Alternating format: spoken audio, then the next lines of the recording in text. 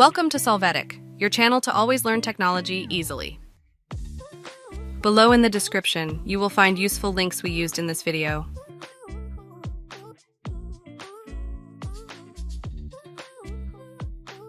Today in Solvetic, we will see how to see archived emails in Outlook. Open your Outlook app. When you do so, from the File menu, click on the Tools option and then choose to clean up old items. In this window, in the field Archive File, you find the path to this file. Click on the button, Browse to directly open this folder. There, you find this file in the Outlook format.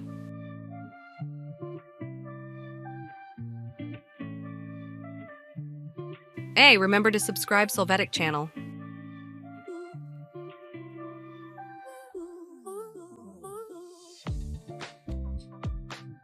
We hope it has been helpful for you.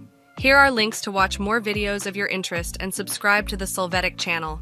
Thank you.